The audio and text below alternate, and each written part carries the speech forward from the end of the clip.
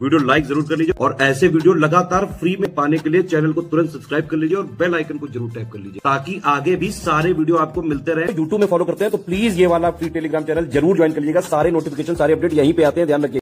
Hello दोस्तों, exam preparation के YouTube channel पर मैं प्रियंका एक बार फिर से आप सभी का बहुत बहुत स्वागत करती हूँ।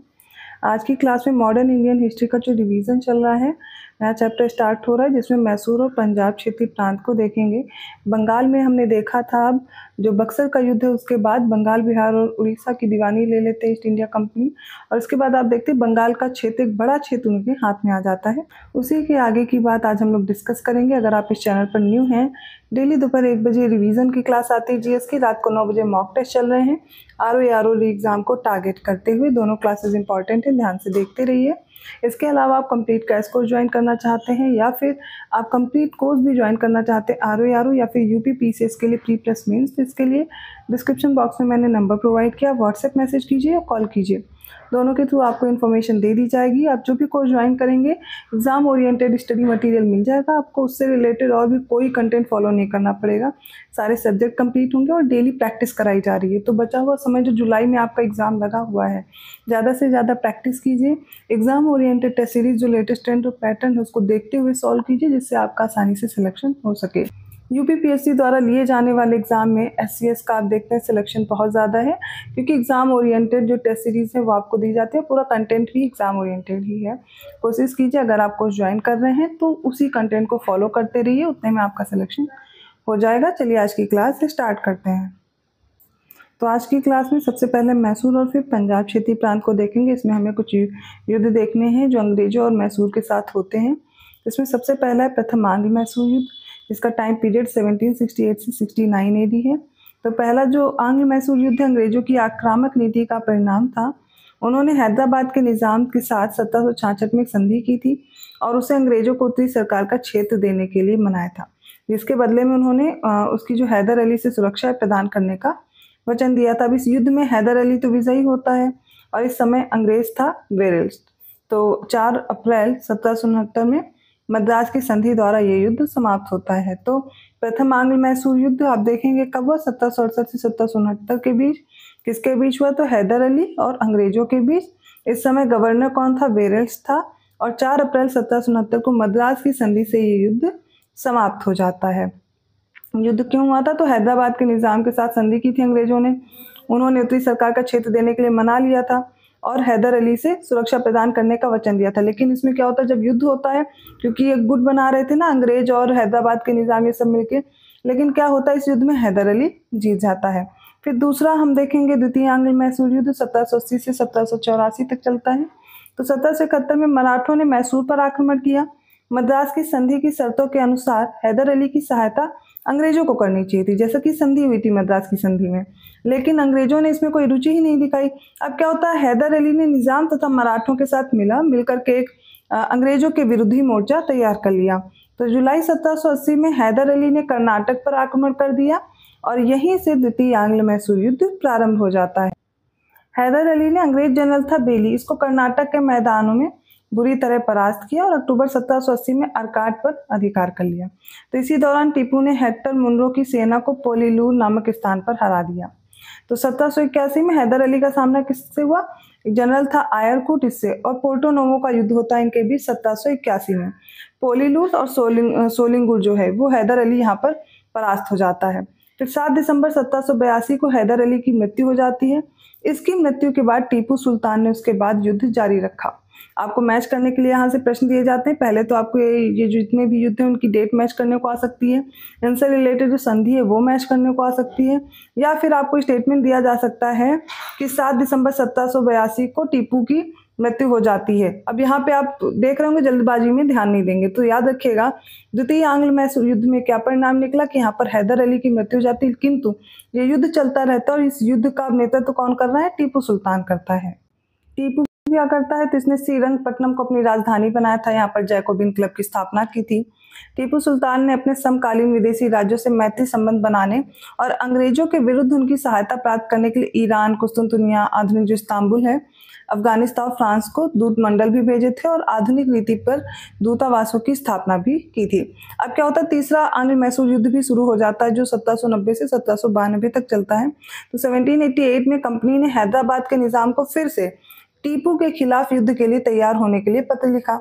अब टीपू सुल्तान ने इसे संधि का उल्लंघन मान लिया और 1789 में त्रावणकोर पर आक्रमण कर दिया। तो तीसरा जो आंग्ल मैसूर युद्ध है वो 3 चरणों में होता है। पहले चरण में अंग्रेजों का सेनापति जनरल मीडो था। तो टीपू सुल्तान की मजबूत सामरिक स्थिति के कारण मीडो का कोई उल्लेखनीय सफलता यहाँ पर मीडो को नहीं मिली थी। और फिर देखते हैं, फिर दूसरा चरण शुरू हो जाता है 1790 में, जिसका नेतृत्व कॉर्नवालिस ने स्वयं किया था और मार्च 1791 तक उसने वेल्लोर और अंबूर पर अधिकार कर लिया। जब कॉर्नवालिस का ये दूसरा चरण होता है इस तीसरे आंग्ल मैसूर युद्ध का। 1791 ईस्वी में टीपू ने कोयम्बटूर पर अधिकार करते हुए फिर से युद्ध की शुरुआत कर दी।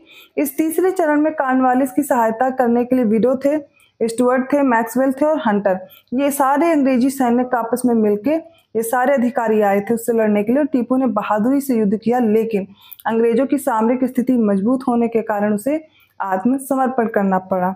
और तीसरे इस युद्ध में 1792 ईस्वी में श्रीरंगपट्टनम की संधि करने के लिए इन्हें बाध्य होना पड़ा। तो तीसरी जो ये संधि होती है इसमें क्या निष्कर्ष निकला कि श्रीरंगपट्टनम की संधि हो जाती है। अब मैसूर का जो देखिए यहाँ पर अभी चतुर्थांग्ल मैसूर युद्ध होगा जो कि लास्ट युद्ध है अंग्रेजों और टीपू के बीच में। यहाँ पर टीपू की मृत्यु हो जाती है। तो मार्च 1799 से मई 1799 तक ये युद्ध चलता है। इस बार अंग्रेजों के मुख्य सेनापति कौन थे? आर्थर वेलेस्ली थे, हैरिस और स्टुअर्ट। इनका पहले से ही प्लान था कि अब टीपू को यहाँ से हटाया जाए। ठीक है, तो 2 घमासान युद्धों में टीपू सुल्तान पराजित हुआ और श्रीरंगपट्टनम के किले में उसने शरण ले ली।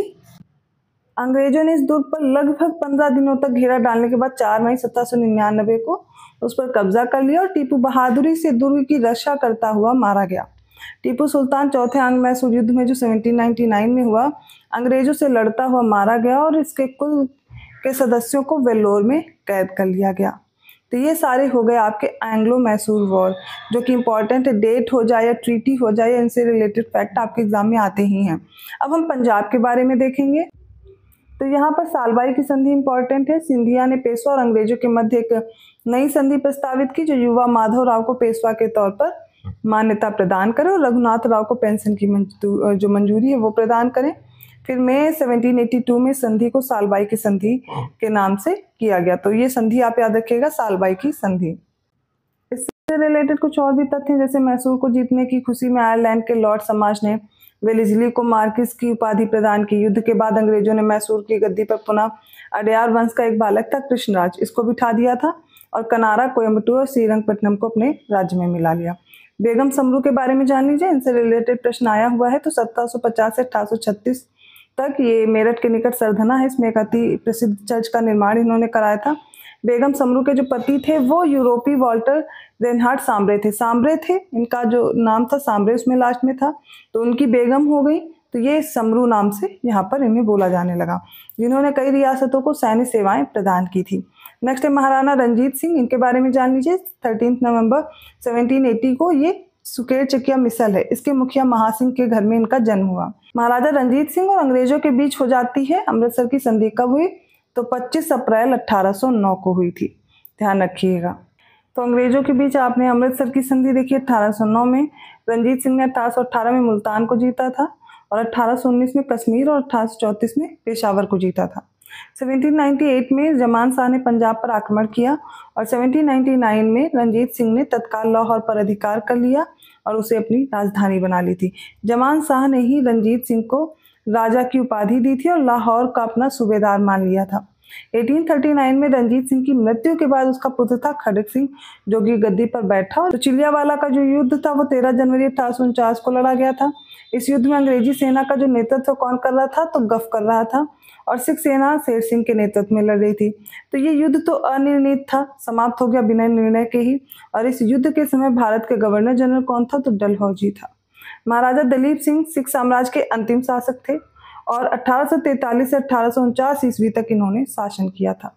दिलीप सिंह ने सिख धर्म को छोड़कर ईसाई धर्म को अपनाया था और दिलीप सिंह का निधन अक्टूबर 1893 ईस्वी में पेरिस या फ्रांस में हो गया था और इनकी अंत्येष्टि कहाँ हुई थी? इंग्लैंड में हुई थी। इनसे रिलेटेड प्रश्न एग्जाम में पूछा गया था, इनकी पेंशन को लेकर के, इनके धर्म को लेकर भी पूछा गया था। तो याद रखिएगा, सिख धर्म को छोड़कर इन्होंने ईसाई धर्म अपनाया था। पंजाब के ब्रिटिश साम्राज्य के विलय के बाद डलहौजी ने 1849 में पंजाब पर शासन करने के लिए 3 लोगों की एक परिषद का गठन किया था, जिसमें हेनरी लॉरेंस था, जॉन लॉरेंस था और चार्ल्स ग्रेविन मानसेल था। तो ये 3 सदस्य थे जिनको इसमें नियुक्त किया गया था। क्लाइव के बारे में जानना इंपॉर्टेंट है। भारत के गवर्नर पद पर 1757 से 1760 तक और 1765 से 67 तक रहता। आपको याद होगा इलाहाबाद की संधि के लिए वापस आया था। तो इस दौरान उसने अवध के नवाब शुजाउद्दौला के साथ इलाहाबाद की संधि की। इसके समय पर ही अंग्रेज सैनिकों का एक श्वेत विद्रोह हुआ था। क्लाइव द्वारा बंगाल में सफलतापूर्वक एक लुटेरा राज्य की स्थापना की गई।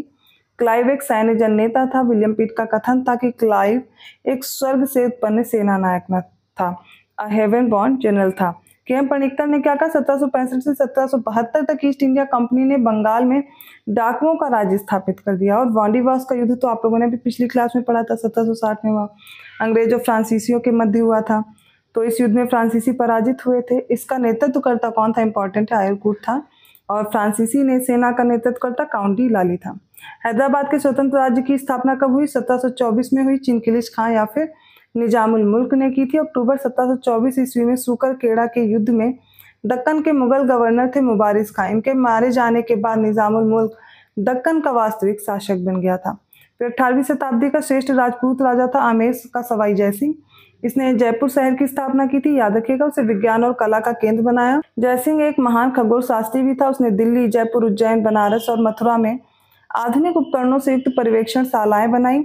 लोगों को खगोल शास्त्र संबंधी पर्यवेक्षण देने के लिए जयसिंह ने जिज मोहम्मद शाही नामक सारणियों का सेट भी तैयार करवाया था।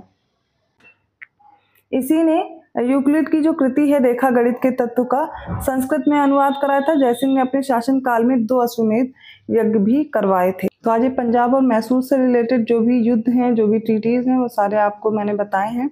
आई होप आपको क्लास में समझ में आया होगा। वीडियो अच्छा लगा तो लाइक जरूर कर दीजिए, चैनल को सब्सक्राइब कर लीजिए और लोगों को शेयर करते रहिए। ऐसे ही इंपॉर्टेंट टॉपिक के साथ मैं मिलूंगी नेक्स्ट क्लास में। रिवीजन क्लास चल रही मॉडर्न इंडियन हिस्ट्री की, पहले ये कंप्लीट हो जाए फिर दूसरा सब्जेक्ट स्टार्ट करेंगे। तो पेड कोर्स के लिए नंबर्स दिए गए हैं, इन पे कॉल या मैसेज कीजिए, आपको इन्फॉर्मेशन मिल जाएगी और अपने कोर्स को ज्वाइन कर पाएंगे। मैं मिलती हूँ अगली क्लास में, तब तक के लिए धन्यवाद।